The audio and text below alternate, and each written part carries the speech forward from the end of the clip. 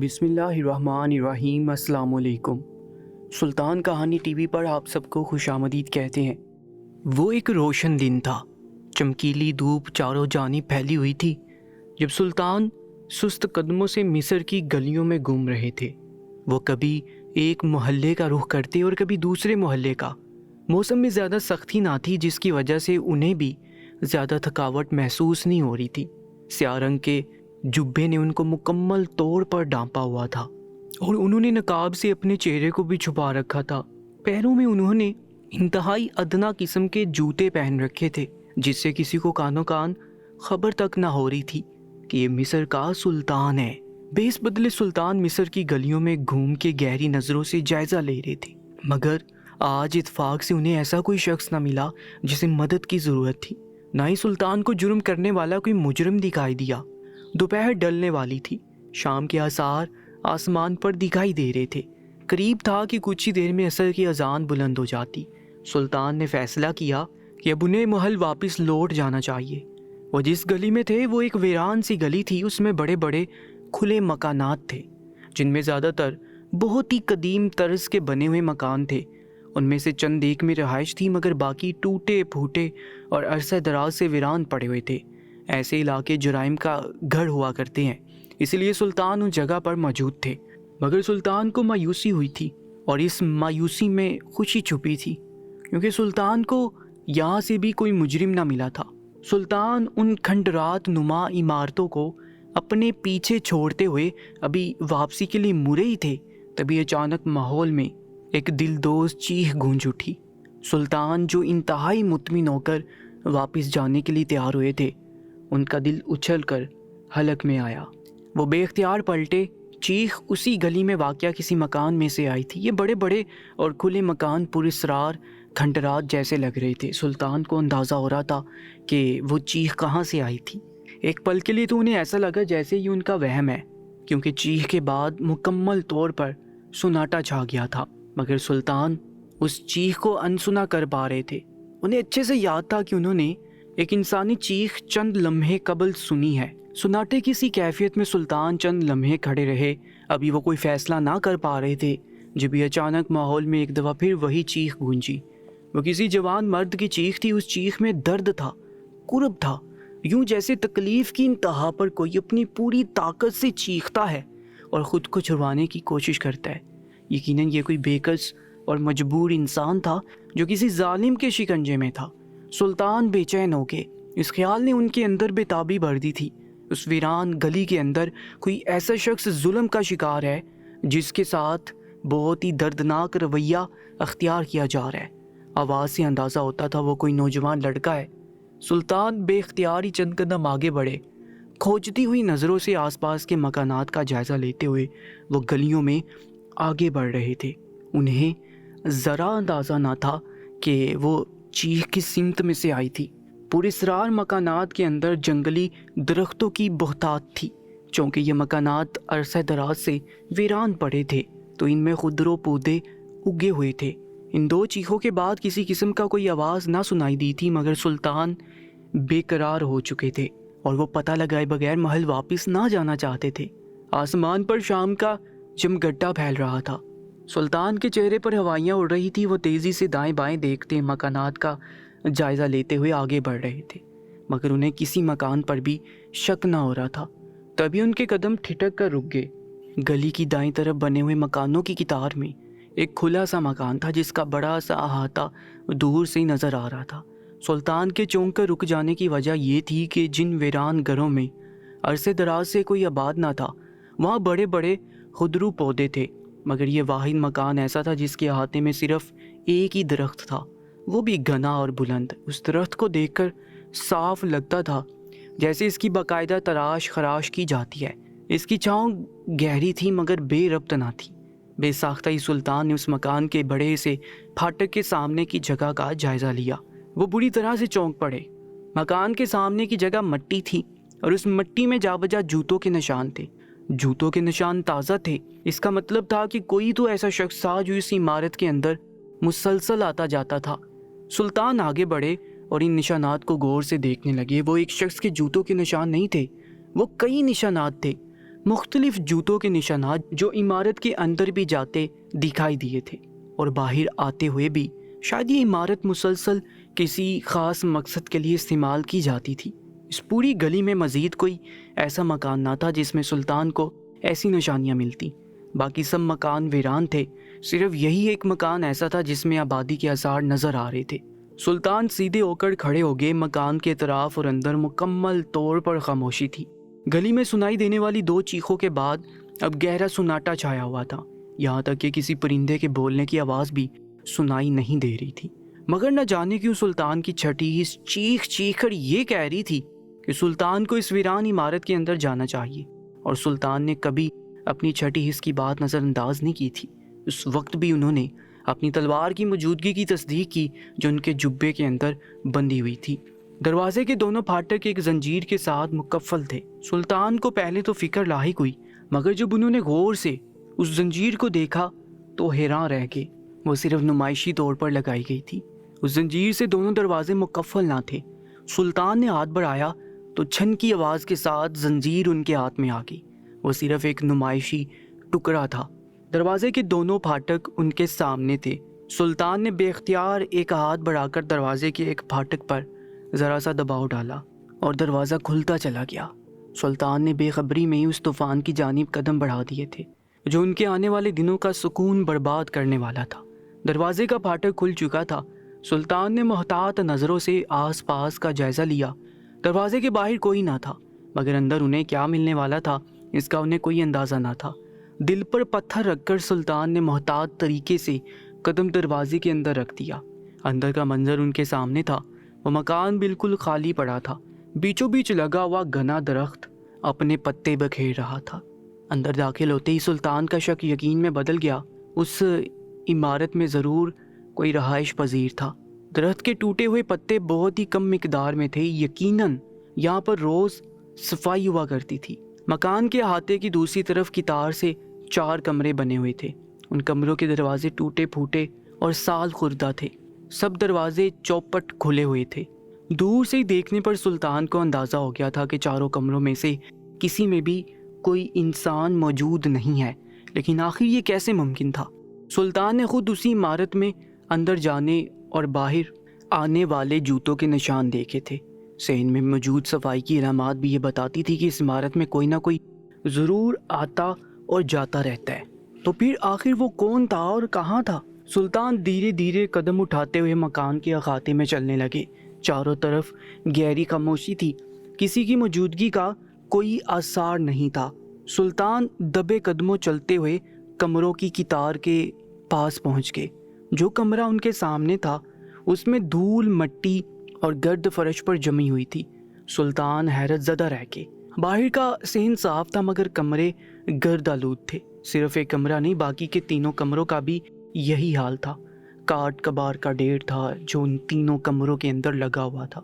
آخری کمرے کو دیکھتے ہوئے سلطان مایوس سے ہو چلے تھے، تبھی اچانک وہ بری طرح سے چونک اٹھے۔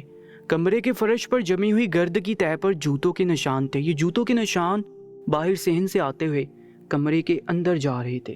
بے اختیار سلطان ان جوتوں کے نشانات کا پیچھا کرتے ہوئے کمرے کے اندر داخل ہوئے، مگر سلطان اس وقت ششدر رہ گئے جب یہ جوتوں کے نشان کمرے کے اند بیچوں بیچ جا کر غائب ہو گئے۔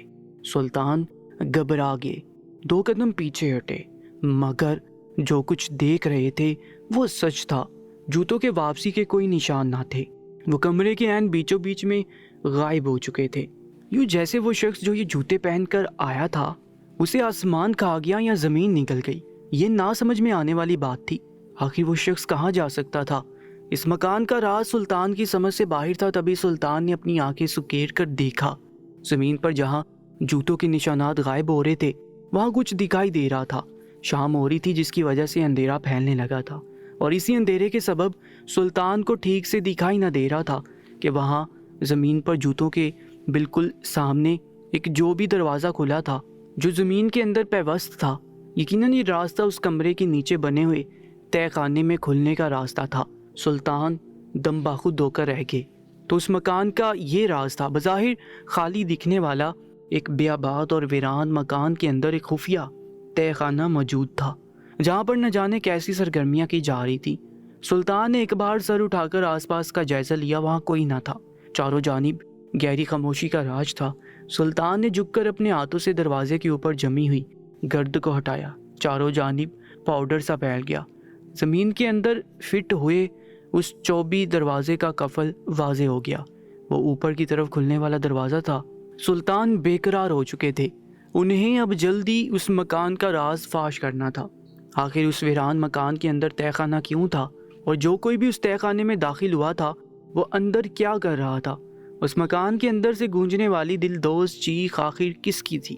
ایک جھٹکے کے ساتھ سلطان نے وہ تہہ خانے کا دروازہ پکڑ کر اپنی جانب کھینچ لیا۔ بغیر کسی آواز کے دروازہ کھلتا چلا گیا۔ سلطان دم بخود رہ گئے۔ دروازے کے عین نیچے مضبوط سیڑھیاں تہہ خانے کے اندر جاتی ہوئی دکھائی دے رہی تھی۔ ان سیڑھیوں پر گرد کا نام و نشان بھی نہ تھا، وہ صاف ستھری تھی، جیسے وہاں پر باقاعدہ صفائی ہوتی رہی ہو۔ تہہ خانے کے اندر سے ہلکی ہلکی بن بناٹوں کی آوازیں آ رہی تھی۔ سلطان کا شک یقین میں بدل گیا کہ اس تہہ خانے کے اندر کوئی نہ کوئی انسان ضرور موجود ہے۔ دبے قدموں سلطان اس تہہ خانے میں داخل ہو گئے اور اپنے پیچھے اس کا دروازہ ویسے ہی بند کر لیا جیسے پہلے تھا۔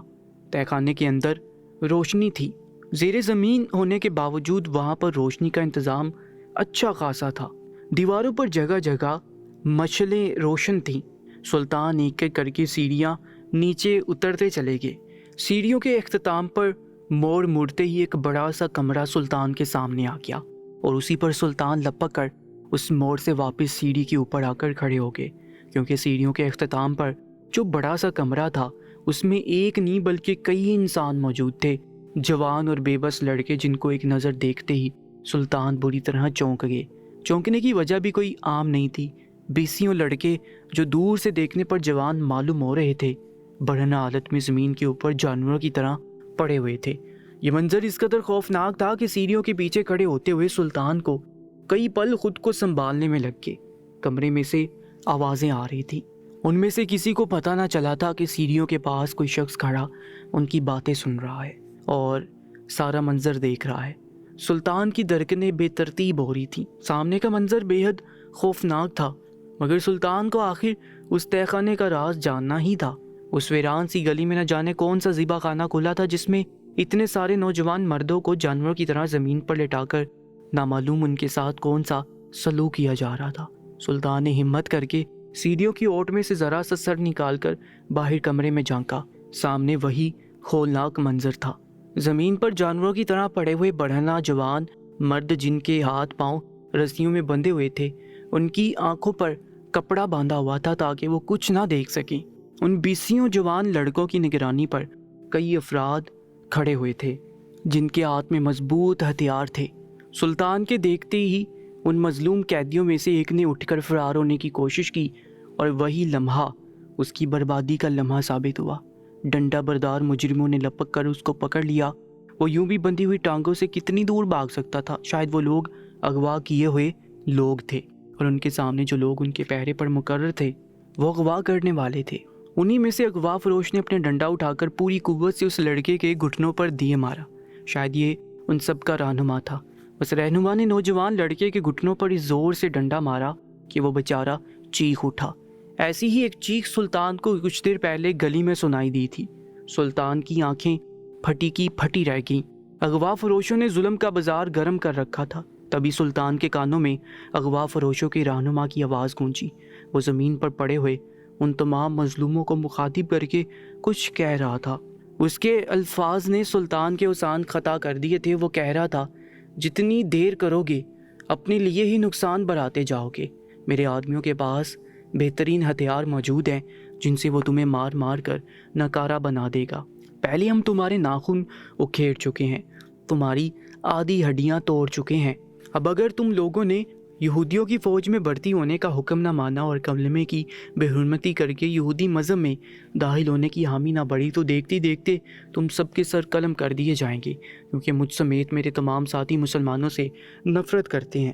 مسلمانوں کی اتنی بڑی تعداد کو یہودیت میں شامل کر کے ہم تمہارے سلطان کا سر نیچا کرنا چاہتے ہیں، اور ہم اس میں کامیاب ضرور ہوں گے۔ اس شخص نے زوردار کہکہ لگایا۔ سلطان کے قدموں تلے سے زمین نکل گئی تھی۔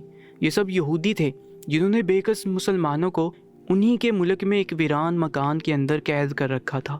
سلطان نے دیکھا جہاں وہ قیدی پڑے تھے ان کے پاس خون بھی تھا۔ یقیناً شدید مار پیٹ کے نتیجے میں وہ لوگ زخمی ہوئے تھے، ان کے ناخن اکھڑے ہوئے تھے اور وہ سب کے سب درد سے کراہ رہے تھے۔ نہ جانے ظلم کا یہ بازار سب سے گرم تھا۔ سلطان کا سارا خون سمٹ کر ان کے سر میں جمع ہو گیا۔ تیش کی ایک شدید لہر ان کے اندر جاگی اور ان کا ہاتھ مضبوطی کے ساتھ اپنی تلوار کے دستے پر جم گیا۔ ان کا دل چاہا کہ ابھی اور اسی وقت جا کر اس تلوار سے اس یہودی کا سر قلم کر دیں۔ انہوں نے اپنا ایک قدم آگے بھی بڑھایا لیکن بے اختیار وہ رک گئے، اور یہودی تعداد میں 25-26 تھے اور سلطان تنہا۔ ان سب کے پاس تلواریں تھیں، ڈنڈے تھے، کلہاڑیاں تھیں، اور سب سے بڑی بات یہ کہ ان کے سامنے نہتے اور بے بس مسلمان تھے۔ ان میں سے کسی کی گردن پر تلوار رکھ کر سلطان کو جھکنے پر مجبور کر سکتے تھے۔ سلطان اکیلے ان پر نہ تو حملہ کر سکتے تھے اور نہ ہی ان سب مسلمانوں کو بچا سکتے تھے جو اس وقت شدید ظلم کا شکار تھے۔ سلطان کے ذہن میں ایک عجیب سا خیال آ رہا تھا۔ ان مسلمانوں کو بچانا تو چاہتے تھے مگر نہ جانے کیوں وہ پراسرار یہودی رہنما انہیں کچھ خاص معلوم ہو رہا تھا۔ ان کا دل چاہ رہا تھا کہ وہ اس یہودی سے ملاقات کرے۔ سلطان نہیں جانتے تھے کہ وہ کس مصیبت کو دعوت دینے والے ہیں، اگر انہوں نے فیصلہ کر لیا تھا اور سلطان کے فیصلے کے آگے کوئی مصلحت نہیں ٹک سکتی تھی۔ انہوں نے اپنا ہتھیار تلوار کے راستے سے ہٹا لیا اور دبے قدموں سیڑھیاں چڑھتے ہوئے تہہ خانے میں سے باہر نکل آئے۔ تہہ خانے کے اندر موجود یہودیوں میں سے کسی کو شک تک نہ ہوا کہ کچھ ہی دیر پہلے مصر کا وہی سلطان انہیں اپنی آنکھوں سے دور کر گیا ہے جس کے خلاف وہ لوگ منصوبے بنا رہے ہیں۔ سلطان کی یہ روانگی ان یہودیوں کے لیے بربادی لے کر آنے والی تھی۔ سلطان جس خاموشی سے اس تہہ خانے میں سے نکل کر باہر گئے تھے ان کی واپسی اتنی ہی پرزور اور گونجدار تھی۔ اس وقت رات کی تاریکی چاروں جانب پھیل رہی تھی۔ سلطان کے محل سے قطار در قطار گھوڑوں پر بیٹھے ہوئے سپاہی ہاتھوں میں تلواریں لیے ایک جانب کو اڑے چلے جا رہے تھے۔ ان کا رخ اسی پرانی گلی کی جانب تھا جس کے ویران مکان کے تہہ خانے میں سلطان نے وہ روح فرسا منظر دیکھا تھا۔ سلطان کے سپاہی تربیت یافتہ اور قابل بھروسہ تھے، ان کی تلوار بازی بہترین تھی، اور اس وقت بھی وہ اپنے پورے جوش و خروش سے ان یہودی مجرموں کو گرفتار کرنے کے لیے اس تہہ خانے کی جانب بڑھ رہے تھے۔ ان سب کی قیادت سلطان خود کر رہے تھے، اور اس وقت ان کی آنکھوں میں خون اترا ہوا تھا۔ رات کی تاریکی میں جس وقت یہ تمام گھوڑے اس مکان کے دروازے کے باہر رکے، ان کے ہنہناٹوں نے اس ویران علاقے میں شور سا مچا دیا۔ آن کی آن میں یہ سارے فوجی مکان کے اندر دعویٰ بول چکے تھے۔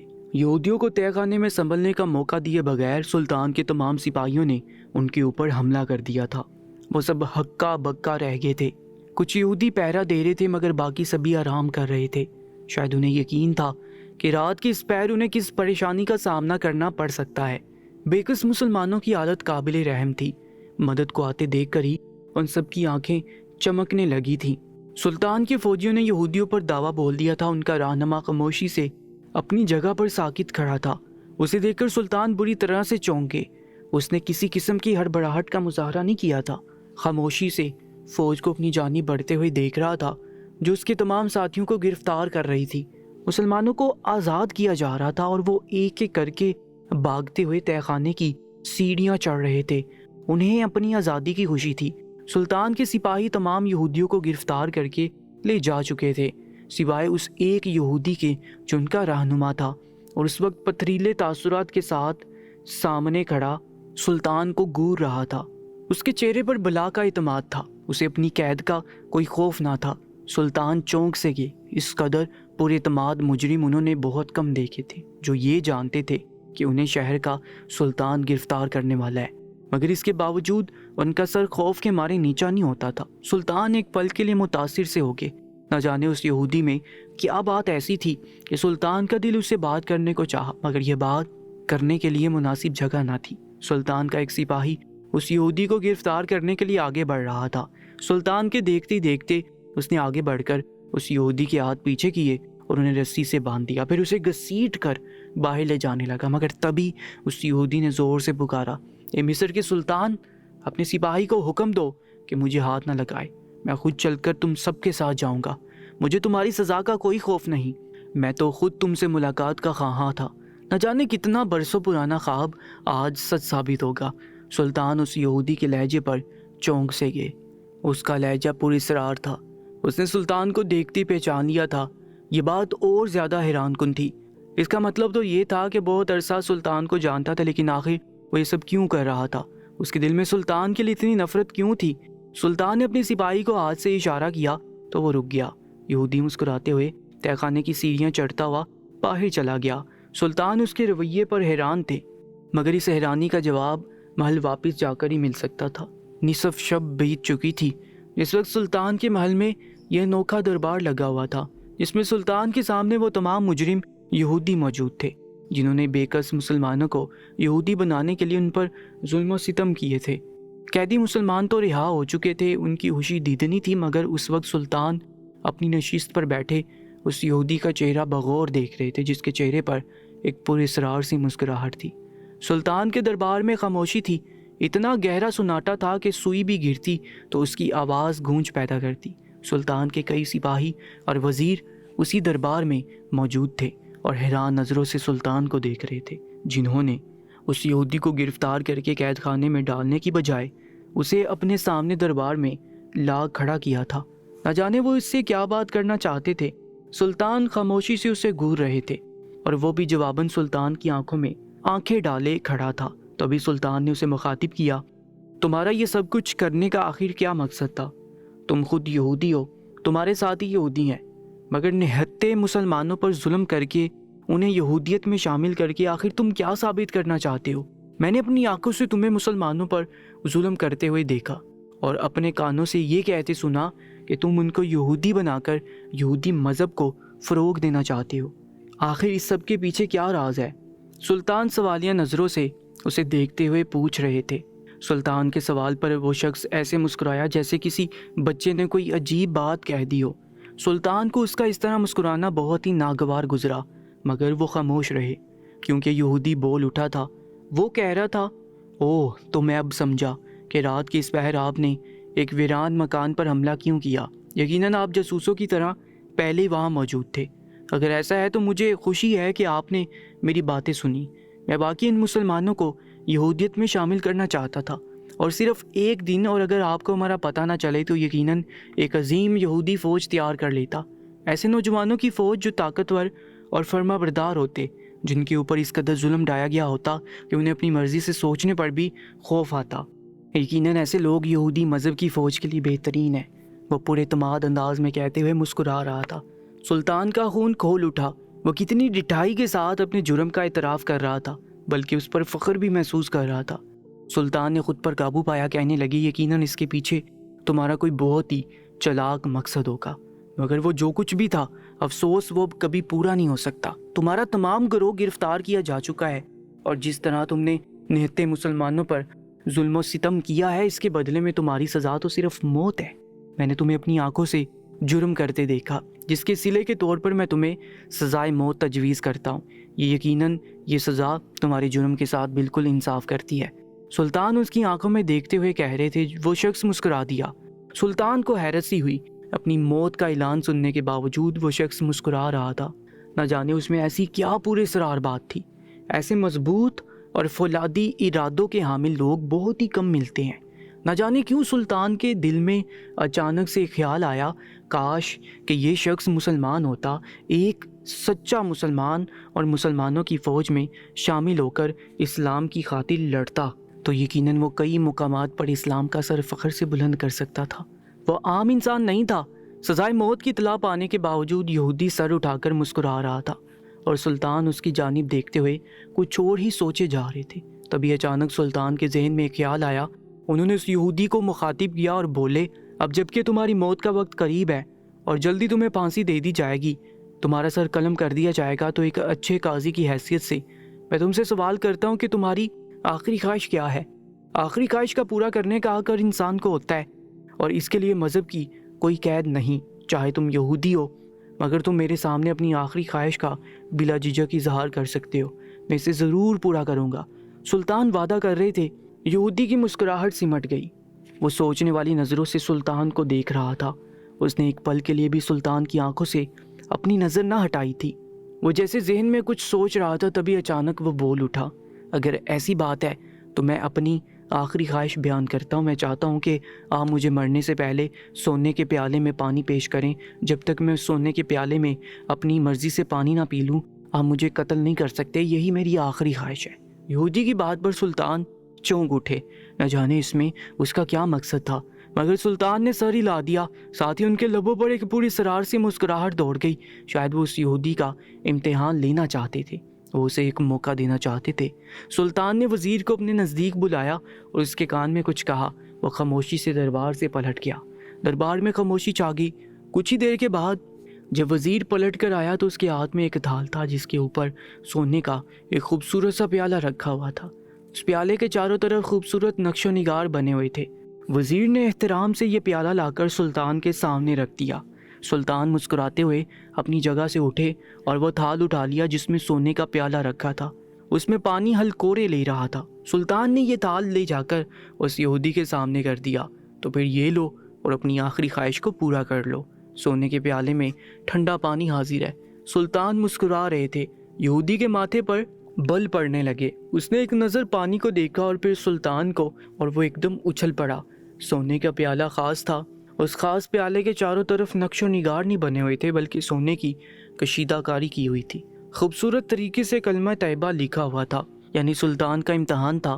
وہ اس شخص کی مضبوطی کا جائزہ لینا چاہتے تھے، اور وہی ہوا جس کا سلطان کو 100% اندازہ تھا۔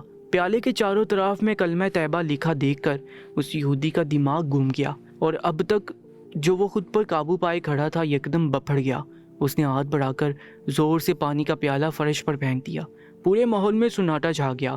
وزیر لپک کر آگے بڑھا اور اس نے وہ سونے کا پیالہ اٹھا لیا۔ اس پر کلمہ طیبہ لکھا ہوا تھا جس کی بے حرمتی کسی کو برداشت نہ تھی۔ سلطان کے چہرے پر سختی نمودار ہو گئی۔ یہودی اب اول فول بکنے لگا۔ وہ کلمہ طیبہ کی بے حرمتی کر رہا تھا، ساتھ ہی ساتھ وہ مسلمانوں کے کرداروں پر بھی کیچڑ اچھال رہا تھا۔ اس کی شخصیت کا کچھ دیر پہلے والا سحر ختم ہو چکا تھا۔ وہ اپنی نفرت میں اس قدر آگے بڑھ گیا کہ وہ اچانک ہی مسلمانوں کے پیغمبروں کے بارے میں نازیبا کلمات منہ سے نکالنے لگا، اور یہی وہ لمحہ تھا جب سلطان کا ضبط جواب دے گیا۔ انہوں نے تال فرش پر پھینکا، اپنی تلوار میان سے باہر نکال لی۔ قریب تھا کہ وہ اس یہودی کا سر قلم کر دیتے۔ وہ یہودی چونک گیا، تبھی اس نے ہاتھ بڑھایا، سلطان کو زوردار آواز میں للکارا، نہیں ہے سلطان، تم میرا سر قلم نہیں کر سکتے۔ تم نے اپنی زبان دی ہے کہ جب تک میں اپنی مرضی سے سونے کے پیالے میں پانی نہ پی لوں تم سزائے موت کا حکم پورا نہیں کر سکتے، اور تمہارے سامنے ہے، میں نے پانی کو زمین پر گرا دیا، میں نے اپنی مرضی سے پانی نہیں پیا، اب تم مجبور ہو، تم مجھے قتل نہیں کر سکتے، تم ہار چکے ہو۔ یہودی پراسرار انداز میں مسکرا رہا تھا۔ سلطان کے پیروں تلے سے زمین نکل گئی۔ وہ انجانے میں اس یہودی کو اپنی زبان دے چکے تھے۔ وہ اپنی زبان سے نہ پھر سکتے تھے کیونکہ سلطان اپنے قول و فعل اور زبان کے پکے ہونے کی وجہ سے ہی دنیا بھر میں مشہور تھے۔ ان کا مجرم ان کے سامنے کھڑا تھا جس نے کئی مسلمانوں پر ظلم و ستم کیے تھے اور ان کے سامنے اسلام کے بارے میں بےہودہ کلمات زبان سے نکالے تھے، مگر سلطان چاہتے ہوئے بھی اس کا سر تن سے جدا نہیں کر سکتے تھے۔ سلطان کی زبان ان کے آڑے آ رہی تھی۔ سلطان نے شدید مجبوری کے عالم میں اپنی تلوار واپس میان میں ڈال دی۔ ان کا بس نہ چل رہا تھا کہ وہ اس یہودی کو کسی گہری کھائی میں پھینکوا دیں، مگر وہ اپنے ہی لفظوں کے جال میں پھنس چکے تھے۔ دربار میں سناٹا تھا۔ سلطان دھیمے دھیمے قدم اٹھاتے ہوئے واپس نشست پر جا کر بیٹھ چکے تھے۔ یہودی فخری انداز میں سر بلند کیے کھڑا تھا۔ سلطان نے سر اٹھا کر اسے دیکھا اور پھر وزیر کو مخاطب کر کے بولے، ہاں یہ سچ کہہ رہا ہے، ہم ابھی سے قتل نہیں کر سکتے جب تک کہ یہ اپنی مرضی سے سونے کے پیالے میں پانی نہ پی لے۔ اس کی آخری خواہش پوری ہوتے ہی ہم اس کو قتل کرنے کے لیے آزاد ہوں گے، مگر اس سے پہلے یہ میرا مہمان ہے، اسے قید خانے میں پھینکوا دو، خیال رکھنا کہ یہ کہیں فرار نہ ہونے پائے۔ سلطان کی بات مکمل ہو گئی تھی۔ یہودی کے چہرے پر اب پریشانی چھلکنے لگی تھی۔ سلطان کو کچھ دیر پہلے آنے والی اپنی سوچ پر افسوس ہوا جب انہوں نے سوچا تھا کہ یہ شخص مسلمان ہو تو اسلام کی کتنی خدمت کر سکتا ہے، مگر وہ یہودی اس لائق ہی نہ تھا۔ وزیر اور سپاہی آگے بڑھ کر اس یہودی کو گھسیٹتے ہوئے قید خانے میں لے جا رہے تھے جو اونچی اونچی آواز میں سلطان کے خلاف نازیبا کلمات نکال رہا تھا، دعوے کر رہا تھا کہ بہت جلد فرار ہو جائے گا اور پھر سے مسلمانوں کو یرغمال بنا کر انہیں مار پیٹ کرے گا اور انہیں یہودی مذہب میں شامل کر لے۔ سلطان خاموشی سے ان کی ساری باتیں سن رہے تھے۔ انہوں نے اپنی آنکھیں بند کر لی تھیں۔ رات کا آخری پہر۔ اچانک سلطان کو یاد آیا کہ انہوں نے آج رات صرف فرض نمازوں کے علاوہ کوئی نماز نہ پڑھی تھی، نہ ہی انہوں نے تہجد کی نماز ادا کی تھی اور نہ ہی رات کے اذکار ادا کیے تھے۔ وہ بےتابی سے اٹھے اور اپنے خوابگاہ کی جانب بڑھ گئے، جہاں پر رات کا اندھیرا عبادت کے لیے ان کا منتظر تھا۔ خوابگاہ میں داخل ہونے سے پہلے انہوں نے اپنا وضو بنایا۔ خوابگاہ میں جائے نماز ان کی منتظر تھی، وہ ان کی مخصوص جگہ پر ہمیشہ بچھی رہتی تھی۔ اس وقت بھی وہ سبز رنگ کی مخملی جائے نماز فرش پر بچھی تھی۔ سلطان نے جوتا کمرے کے ایک طرف اتارا اور تھکے تھکے قدموں سے چلتے ہوئے جائے نماز کے اوپر جا کر کھڑے ہو گئے۔ اگلی پل انہوں نے تہجد کی نماز کی نیت کر لی۔ وہ بڑے انہماک سے نماز ادا کر رہے تھے، مگر نماز کے دوران بھی ان کا ذہن بار بار بھٹک کر اسی یہودی کی جانب جا رہا تھا۔ وہ شدید بے قرار تھے، انہیں بے حد افسوس ہو رہا تھا کہ انہوں نے اپنے ہی الفاظ سے ایک یہودی کی زندگی کو مہلت دے دی تھی جو ایک پل میں زندہ رہنے کے لائق نہ تھا۔ انہیں پشیمانی نے آ گھیرا تھا، ان کی پیشانی پر پسینے کی بوندیں نمودار ہونا شروع ہو گئیں۔ نماز کے بیچ میں ان کی ذہنی روح بھٹک کر نہ جانے کہاں کہاں جا رہی تھی۔ وہ تیسری رکعت میں تھے جب سجدے میں سر رکھتے ہی اچانک گویا ان کا دماغ گھوم کر رہ گیا۔ سامنے کا منظر غائب ہو گیا اور ایک تیز روشنی چاروں اطراف میں پھیل گئی۔ اس تیز روشنی میں ایک بہت ہی خوشگوار منظر نظر آ رہا تھا، ایک مکمل گھرانے کا منظر جس کی خوبصورتی نے سلطان کو بے اختیار مسکرانے پر مجبور کر دیا۔ وہ گھرانہ کسی اور کا نہیں بلکہ سلطان کا تھا۔ خود سلطان، ان کی زوجہ، ان کے ساتھ بیٹھے ہوئے سلطان کے ننھے ننھے بچے جن کے چہروں پر خوشی مسکراہٹ تھی، مگر ان کے چہروں پر ایک اور خاص چیز بھی تھی، ایک عجیب طرح کی بےتابی۔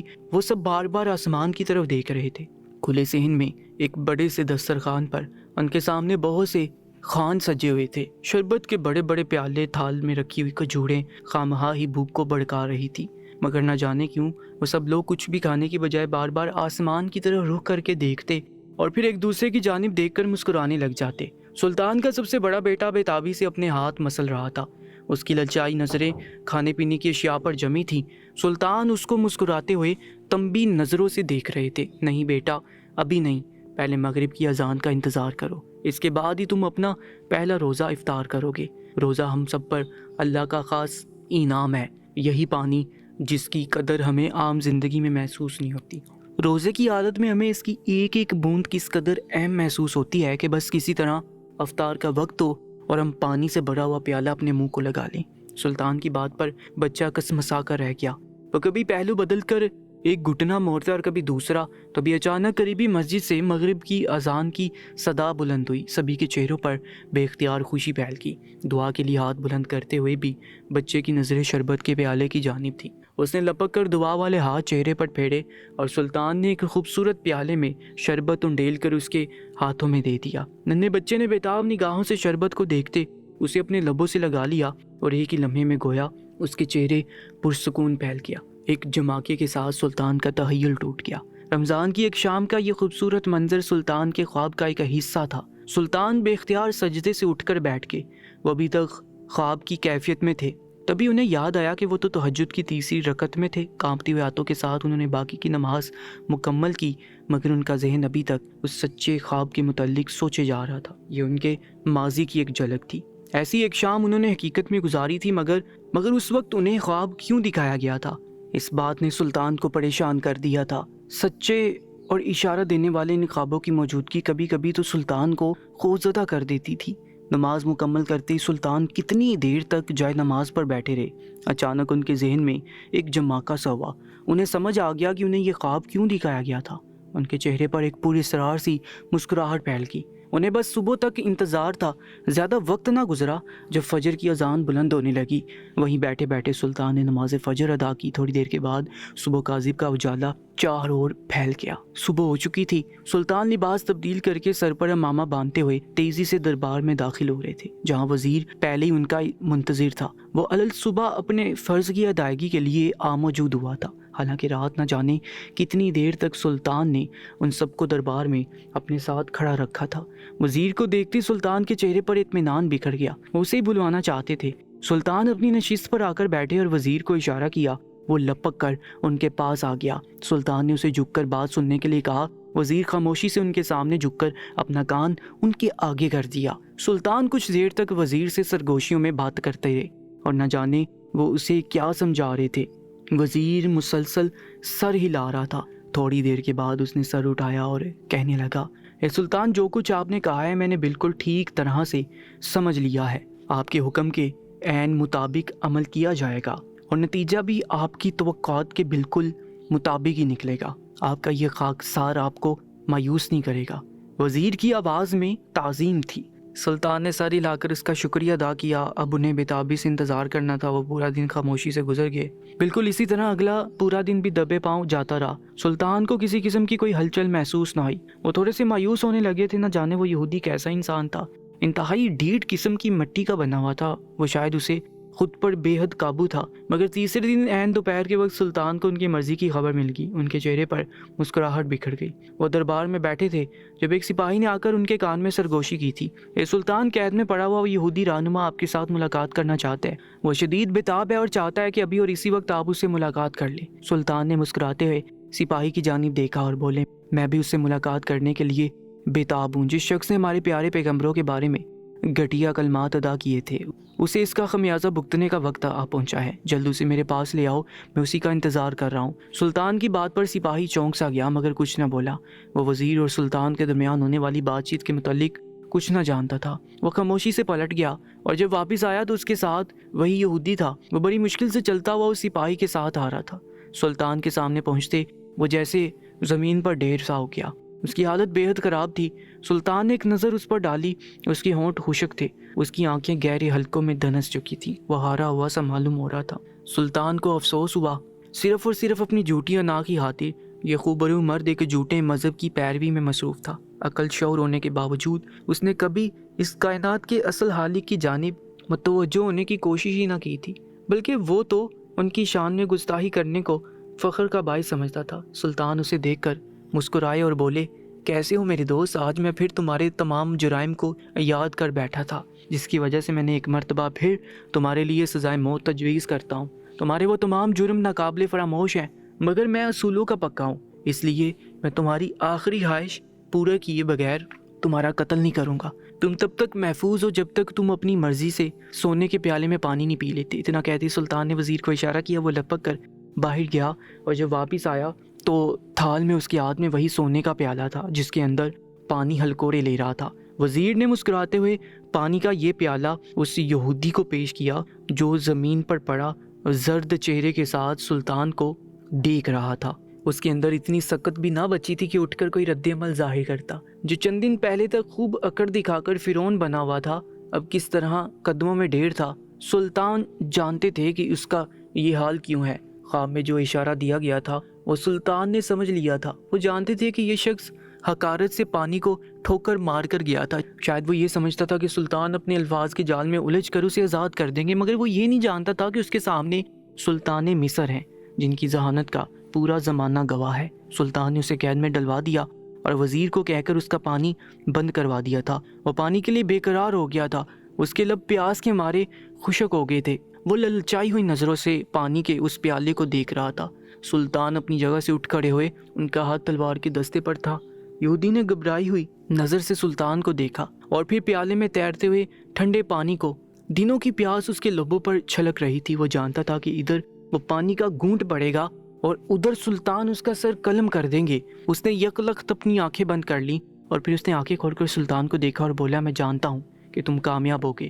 شاید میں تمہیں درست طور پر سمجھ نہیں پایا، مگر یاد رکھنا یہودی ہمیشہ مسلمانوں پر ظلم کرتے رہیں گے، کیونکہ ہمیں مسلمانوں سے نفرت ہے اور ہم اس دنیا کو ان کے وجود سے پاک کرنا چاہتے ہیں۔ دبی دبی لہجے میں یہ کہتا ہوا وہ یہودی بڑی مشکل سے اٹھا اور آن کی آن میں اس نے وہ پیالہ اٹھا کر گھٹا گھٹ سارا پانی پی لیا۔ اس نے ایک ہی سانس میں وہ پیالہ خالی کر دیا تھا۔ پیالے کے کناروں پر کلمہ طیبہ لکھا ہوا تھا۔ یہودی نے پیالہ ہاتھ میں پکڑے ہوئے ایک استضائیہ سی نظر سلطان پر ڈالی اور پیالے کو زور سے زمین پر اچھال دیا۔ یہ اس کی طرف سے مسلمانوں کی نفرت کا شدید ترین اظہار تھا۔ سلطان کا خون کھول اٹھا۔ انہوں نے یہودی کی آخری خواہش پوری کر دی تھی۔ وہ اپنی مرضی سے سونے کے پیالے میں پانی پی چکا تھا اور اب سلطان کو کوئی نہیں روک سکتا تھا۔ وہ لپک کر آگے بڑھے، اپنی تلوار میان میں سے نکالی اور اگلے پل اس یہودی کا سر تن سے جدا کر دیا۔ کسی بے جان شاہ کی طرح یہودی کا لاشا جھولتے ہوئی زمین پر جا گرا۔ انصاف قائم ہو گیا تھا۔ سلطان کے چہرے پر اطمینان پھیل رہا تھا۔ ان کی تلوار کی دھار سے خون کے قطرے ٹپک رہے تھے، مگر وہ جانتے تھے کہ یہ ایک ناپاک انسان جس کے نزدیک اپنے سوا ساری مخلوق کیڑے مکوڑے تھے، اس کے لیے یہی سزا سب سے بہترین تھی۔ جن دوستوں نے آج کی ہماری اس کہانی کو مکمل دیکھا ہے وہ کمنٹ سیکشن میں اپنا نام لازمی سے لکھیے گا تاکہ ہمیں بھی پتہ چل سکے کہ کون سے دوست ہماری اس ویڈیو کو مکمل دیکھتے ہیں۔ انشاءاللہ ملاقات ہوگی ایک نئی ویڈیو میں، تب تک کے لیے اللہ نگہبان۔